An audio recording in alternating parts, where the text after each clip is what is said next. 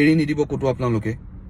আৰু আপোনালোকে যদি ক'ৰবাত যাব লগা হয়, তেওঁলোকে যিটো চাৰ্ট পিন্ধি থাকে বা কিবা থাকে, তেওঁলোকৰ হাতত পাৰ্মানেণ্টকৈ এটা আপোনালোকৰ ফোন নাম্বাৰ আৰু আপোনালোকৰ ঠিকনাটো সেইটো আপোনালোকে ৰাখিবই তেওঁলোকৰ হাতত। যিকোনো প্ৰকাৰে তেওঁলোকৰ হাতত হয়তো কিবা লগ এটাৰ লগত হ'লেও তেওঁৰ যাতে আপোনালোকৰ পৰিচয়টো উলিয়াব পাৰে। আপোনাৰ মোবাইলত আপোনাৰ মিছেছৰ নাম্বাৰ লিখি থ'লে বা ঘৰৰ ভাইটিৰ বা কোৱাইডৰ কোনোবা এজনৰ নাম্বাৰ এটা আপোনালোকে লিখি থ'ব, যিটো সহজতে আপোনালোকক যোগাযোগ কৰিব পৰা যায়। আৰু এনেকৈ ব্যক্তিসকল যি আছে বাচ্ছাৰ ক্ষেত্ৰত তেনেকুৱা কৰিব। এইটো কাৰণেই যাতে সজাগ হওক, সকলোৱে নিজৰ নিজৰ আপোন মানুহজনক হেৰুৱাবলগীয়া নহওক। নমস্কাৰ, নিশ্চয় সকলোৰে ভাল। আজি এটা বিশেষ কাৰণত মই এই ভিডিঅ'টো বনালোঁ। কাৰণ আজি মই দোকান খোলাৰ কিছু মুহূৰ্তৰ পাছতে এজন ব্যক্তি আহি উপস্থিত হৈছিলেহি মোৰ দোকানৰ ওচৰত। ব্যক্তিজনে সুধিলে যে এই ৰাস্তাটো মই বৰদিয়া যাব পাৰিমনে? মই বোলো খুৰা আপুনি ক'লৈ যাব? বোলে বৰদিয়া। মই বোলো এই জেগাটোৰ নামটোতো মই শুনা নাই খুৰা, এইডোখৰত বৰদিয়া নাম। আপোনাৰ বৰদিয়া ঠিক কোন জেগাত আছে? ক'লে নহয়, মই মায়ং পাৰ হৈ তেনেকৈ ক'লে। মই বোলে আপুনি আহিলে কেনেকৈ? বোলে মই ছোৱালীৰ ওচৰত আহিছিলোঁ তেনেকৈ ক'লে ফাৰ্ষ্ট। বোলো আপোনাৰ নাম্বাৰ আছেনে, ফোন কৰিব পাৰিবনে? বোলে নাই, আহোঁতে মোবাইলটো মোৰ হেৰালে বুলি ক'লে। তাৰপিছতে ইজন ব্যক্তি সিজন ব্যক্তিক তেখেতে ক'লে যে মোৰ অকণমান থাকিব জেগা দিলেই হ'ল, মোক খাবলৈ ববলৈ একো নালাগে। তো মোৰ বেয়া লাগিলে, ব্যক্তিজনৰ যথেষ্ট বয়স হৈছে, তেখেতৰ 70 বছৰ হয়তো পাৰ হৈছে তেখেতৰ বয়স। তাৰপিছতে মোৰ দোকানৰ অলপ পাৰ হৈ পেলাই তেওঁ গৈ আছে। তাৰপিছত মই আকৌ তেখেতক উভতাই আনি পেলাই মোৰ দোকানত বহালোঁ। বহোৱাৰ পিছত তেখেতক কথা বতৰাখিনি সুধিলোঁ। তেখেতে এবাৰ ক'লে ছোৱালী ইয়াত আহিছিলোঁ, তাৰপিছতে এবাৰ ক'লে আকৌ মোক ল'ৰাই ইয়াত এৰি থৈ গ'ল। তেখেতে তাৰমানে কেইবা ধৰণৰ কথা ক'লে। মই বোলো আপোনাৰ ওচৰত ফোন নাম্বাৰ আছে নেকি ল'ৰাৰ? বোলে নাই। বোলে কাগজত ক'ৰবাত কিবা লিখি থোৱা আছে নেকি? তেখেতে ক'লে নাই। তাৰপিছতে এখন প্ৰেছক্ৰিপশ্যন কিবা এখন উলিয়াই দিলে, ডক্টৰ এপইণ্টমেণ্টৰ কিবা কাগজ এখন উলিয়াই দিলে, য'ত তেখেতৰ ডক্টৰৰ চেকআপৰ কিবা এখন আছে, কিন্তু তাত কণ্টেক্ট নাম্বাৰ একো নাই, তেখেতৰ নামটো লিখা আছিলে মাত্ৰ। তাৰপিছতে যেতিয়া তেখেতে ক'লে যে মোৰ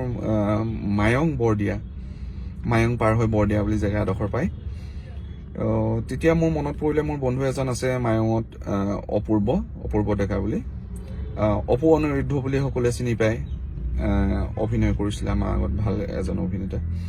লগালগ মই অপুলৈ ফোন কৰিলোঁ। অপুলৈ ফোন কৰাৰ পাছত তেওঁ ক'লে হয়তো হ'ব পাৰে, মানুহ এজন যাবও পাৰে, তুমি ফটো এখন দিয়া। মই লগালগ হোৱাটছএপত তেখেতক ফটো এখন দিলোঁ। ফটোখন দিয়াৰ পিছত অপুৱে হয়তো অলপ হ'লেও চিনি পালে। চিনি পোৱাৰ লগে লগে তেওঁ ঘৰৰ ওচৰৰ মানুহলৈ কাৰোবালৈ দিলে, ফটোখন পঠিয়ালে। ফটোখন পঠিওৱাৰ পাছতে তেওঁলোকৰ ঘৰত খবৰ দিয়া হ'ল। খবৰ দিয়াৰ পাছতেই সেই ব্যক্তিজনৰ ঘৰৰ মানুহে ক'লে ফোন কৰিব। মই বোলো মই ৰৈ আছোঁ, তেখেতক ৰাখি থৈছোঁ, তুমি তেখেতৰ ঘৰৰ মানুহক তুমি যোগাযোগ কৰি সোনকালে দিয়া পাৰিলে। অপুৱেও হেল্প কৰিলে।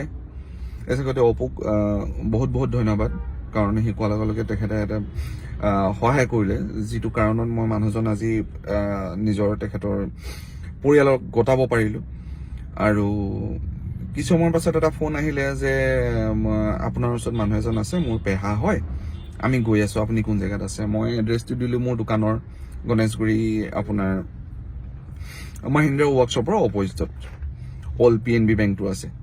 তো তেওঁলোকে তেনেকৈ আহিলে। অহাৰ পাছত তেতিয়াহে সঠিক কথাটো গম পাইছোঁ।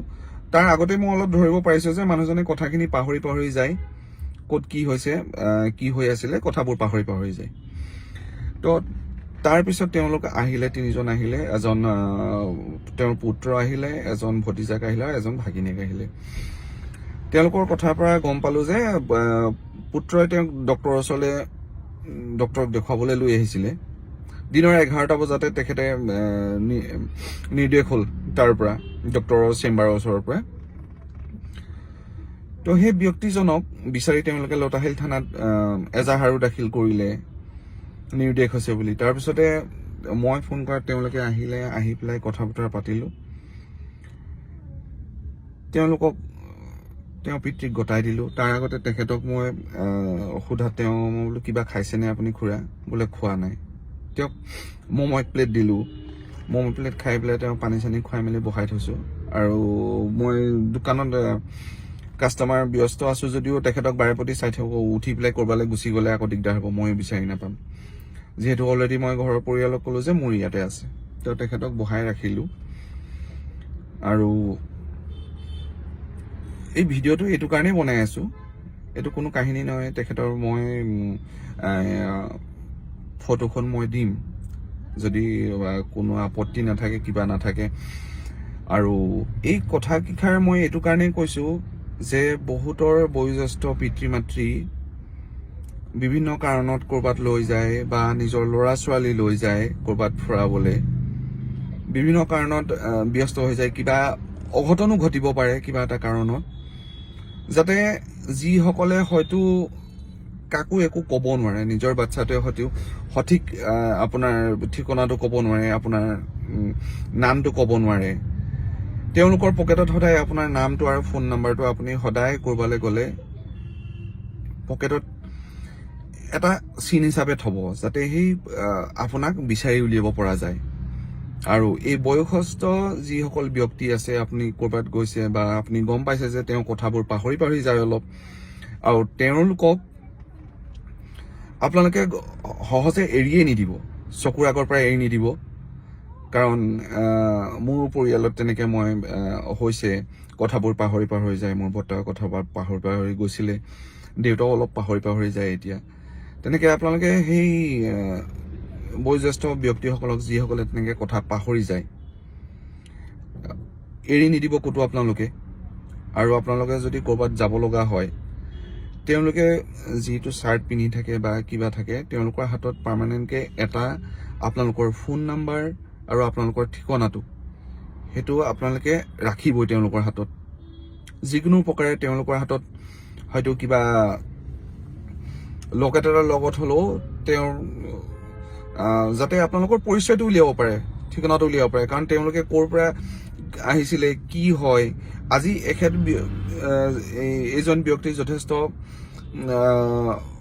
সুস্থ যদিও তেখেতে আৰম্ভ হৈছে হয়তো সেই পাহৰি যোৱা কথা, পাহৰি যোৱা যিটো ধাৰাটো আৰম্ভ হয়, কথাবোৰ পাহৰি যায়। কাৰণ আজি এইজন ব্যক্তিক মই এইটো কাৰণেই দিব পাৰিলোঁ, কাৰণ তেওঁ মাত্ৰ এটা কথাই ক'লে যে মায়ং বুলি কোৱাৰ কাৰণে মই অপূৰ্বক কণ্টেক্ট কৰিব পাৰিলোঁ। মোৰ চিনাকি আছিলে কাৰণে মই কণ্টেক্ট কৰিব পাৰিলোঁ। হয়তো বহুতৰে কণ্টেক্ট নাথাকিব তেনেকে, কোনেও হয়তো আপোনাৰ ইমানখিনি সময় নিদিব বহুতে। তো সেইটো কাৰণে যাতে সহজতে আপোনালোকৰ আপোনজনক হেৰুৱাবলৈ নিবিচাৰে, তে আপোনালোকৰ হয়তো নিজৰ চাইল্ডক, বাচ্ছাৰ লগত ID প্ৰুফ হিচাপে আপোনাৰ কণ্টেক্ট নাম্বাৰটো, আপোনাৰ ফোন ঠিকনাটো, আৰু জ্যেষ্ঠজনৰ সকলকো তেনেকৈ আপোনালোকে আপোনাৰ ফোন নাম্বাৰটো আৰু আপোনাৰ ঠিকনাটো আপোনালোকে যিকোনো প্ৰকাৰে দিব। অকল এই অসুখটো বুলিয়েই নহয়, নিজৰ ঘৰৰ ঠিকনাটো আৰু আপোনাৰ বাহিৰে ঘৰৰ আন এজনৰ ফোন নাম্বাৰটো, আপোনালোকৰ লগতো হয়তো মোৰ লগতো সকলোৰে নিজৰ ছেফটিৰ কাৰণে মোবাইলবোৰ সদায় লক থাকে। কোনোবা এজন ব্যক্তিয়ে আপোনাক ক'ৰবাত কিবা এটা অঘটন ঘটিলে আপোনাৰ ফোনটো পাছৱৰ্ডটো খুলিব নোৱাৰে আৰু আপোনাৰ ঘৰৰ লগত কণ্টেক্ট কৰিব নোৱাৰে। কিছু ব্যক্তি আছে আপোনাক সহায় কৰি আপোনাক হস্পিটেল লৈ যাব বা কিবা কৰিব বা পুলিচ থানাত খবৰ দিব, কিন্তু আপোনাক সহজে বিচাৰি পেলাত সহায় হ'ব আপুনি যদি আপোনাৰ হাতত মোবাইলটো থাকে, আপোনাৰ মোবাইলৰ বেক কভাৰৰ ভিতৰত কাগজ এটুকুৰাত ইমাৰ্জেঞ্চি নাম্বাৰ, ঘৰৰ যিকোনো এজন সদস্যৰ নাম্বাৰটো আপোনালোকে কাগজত লিখি থ'ব।